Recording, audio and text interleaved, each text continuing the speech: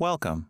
In this video, we'll talk more about IP addresses, what they are exactly, and the difference between your local and public IP address. Then we'll discuss how games are able to connect with each other across the internet without even knowing each other's IP address, which involves the use of Unreal Engine's Online Subsystem.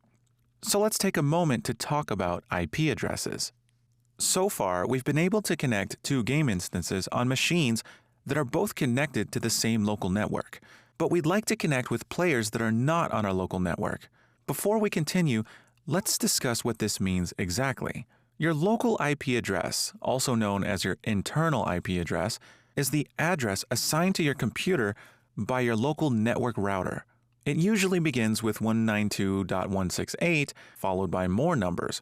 Most network routers assign internal IP addresses to different devices, and these can change depending on the order in which the devices were connected.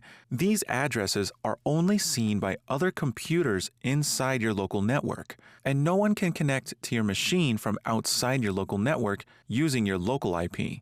Your local computer is connected with your router, either with an Ethernet cable or through a Wi-Fi signal, and your router is connected with your internet service provider. In order for your computer to connect to the internet, your internet service provider assigns an external or public IP address to your router.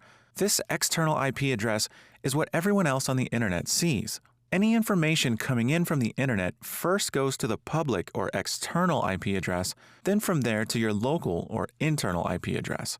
Now, we've seen how easy it is to connect two games over a LAN connection. That's because both computers are on the same local network, so one computer can connect to another using its local IP. But what if you want to play your game with someone on the other side of the country, or even the other side of the world? This person is likely connected to a different local network, so connecting to their local IP address isn't going to work. If you know the public IP address of the other machine, you could connect to it, but this isn't ideal because you're never really going to know someone's IP address unless they tell it to you.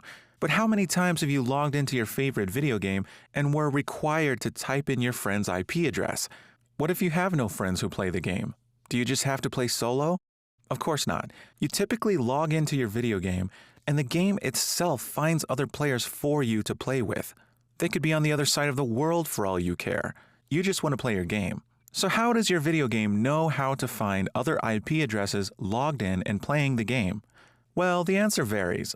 Sometimes the game has its own dedicated servers, and when you log in, you connect to one of these servers, which has a list of IP addresses for you to connect with. The server chooses one and presents you with the names of friends who are logged in, and the server connects you to that player. But setting up dedicated servers takes time and money.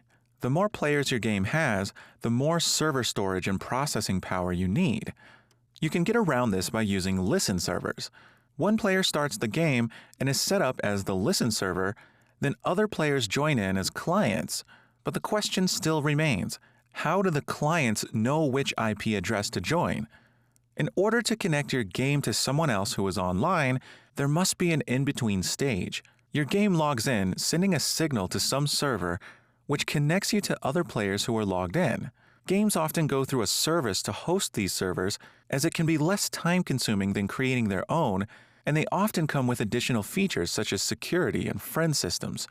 To make our own system designed to host games on our servers, maintain security for players, and scale up to handle large amounts of users requires expertise beyond just programming gameplay. Then, if you want your game shipped to some of the popular services like Xbox or PlayStation, you must rewrite your game system so it's compatible with their codebase. It would be nice if we could just learn one codebase, then let our game connect to any service we choose. And that's exactly what we're going to do. And this will involve the Unreal Engine's Online Subsystem. So our goal is to create a game that can join other players who are logged in without needing to know their IP addresses. To do this, Unreal Engine provides us with an online subsystem. When you make a multiplayer game in Unreal Engine, you typically connect to a service which manages your game sessions and connects players from around the world so they can play together. These services include Steam, Xbox Live, Facebook Gaming, and so on. Your game connects to one of these services, and the service has its own code set up to handle connecting players with each other. Steam, for example, has its own code for connecting players setting up friends lists, and so on. So does that mean you need to learn all of Steam's codebase? What happens if you want to port your game over to Xbox? Would you then need to learn all of the code for using the Xbox Live service? That would be terribly inconvenient.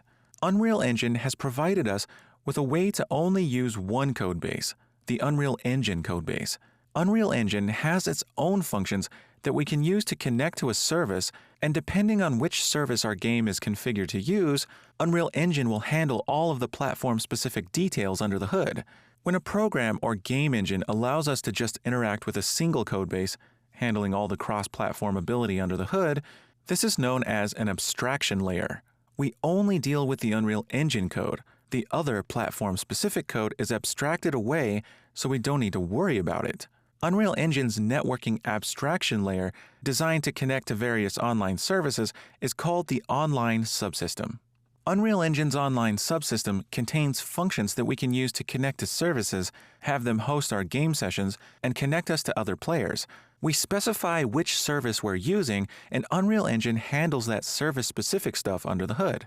This makes creating multiplayer games incredibly powerful. We can program our game using Unreal Engine's Online Subsystem, and we don't need to change our code to ship the game to a different service. We simply configure the project for the new service.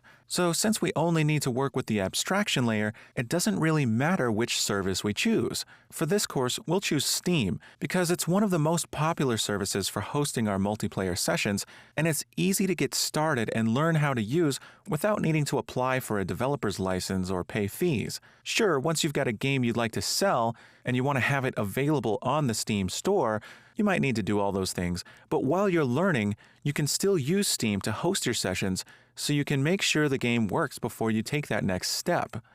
Our goal for this section is to create a system that will allow us to launch a game and simply press a button. Then our game will search for any players who are online and logged into our game and connect us with one of them. We don't want to have to type in someone's IP address, we just want to click play. So in this section, we'll design and create this system, and we'll also package it into a neat little plugin so we can add it to new Unreal Engine projects and reuse it. That way, once we've created this system, we won't have to create it again for new multiplayer games we plan on making later. We'll have our code in a tight little module that can be inserted into any project and used. Sound awesome? It is. Once we've created a way to connect our game to other players over the internet, we can then focus on creating gameplay logic for our multiplayer game.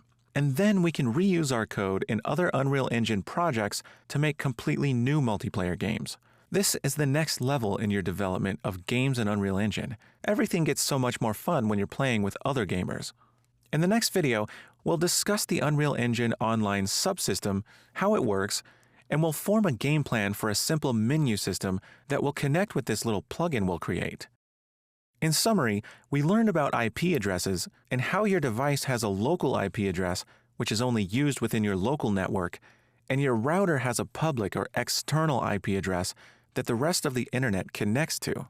We learned that in order to connect to another machine without knowing its IP, we need an intermediate step, whether it's our own dedicated server or a server hosted by a professional service like Steam or Xbox Live.